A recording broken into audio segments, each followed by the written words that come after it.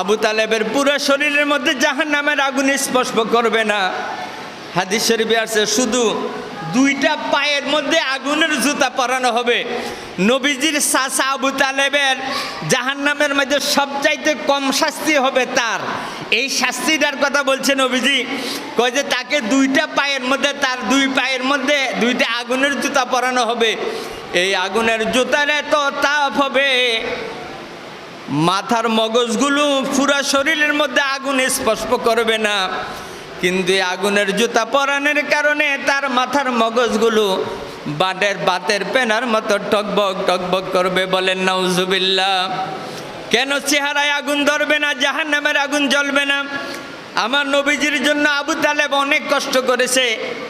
মৃত্যুর সময়ে আল্লাহ নবী আবু তালেবের পাশে দাঁড়িয়ে চাচাজি,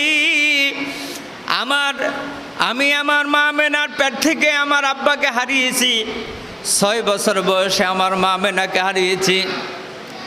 আরবের মধ্যে এত গরিব আমি, এত নিঃশংস আমি। আমার দাদা আব্দুল মোতালেবের পাশে আমি রাত্রে যাপন করতাম। আমার বয়স যখন 8 বছর বয়স, আমার দাদা আব্দুল মোতালেব দুনিয়ার থেকে বিদায় নিলেন। চাচা, আপনি আবু তালেব আমার জন্য এত কষ্ট করলেন, আপনার মৃত্যুর শয্যা সেই তো আমি আপনার পাশে দাঁড়িয়ে, আমি মোহাম্মদ আপনার ভাতিজা। যদি আখেরাতের জিন্দেগিতে আল্লাহর জান্নাত চান, আমি মোহাম্মদের সাথে একটু কালেমাটা পড়েন। আমার নবী ডান পাশে গিয়ে বসে, আবু তালেবের বাম দিকে আবার চেহারা ফিরিয়ে পেলে, আবার বাম পাশে গিয়ে বসে, আবার ডান দিকে চেহারা ফিরিয়ে পেলে। আমার নবীজি বসা অবস্থায় আল্লাহর হাবিবের কয়েক ফোঁটা থুতু মোবারক আবু তালেবের শরীরের মধ্যে পড়েছে।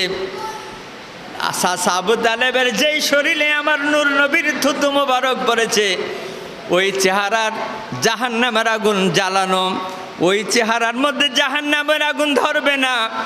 যেখানে নূর নবীর থুতু মোবারক পড়েছে ওই জায়গার জন্য জাহান্নামের আগুন হারাম। বলেন না সুবহানাল্লাহ।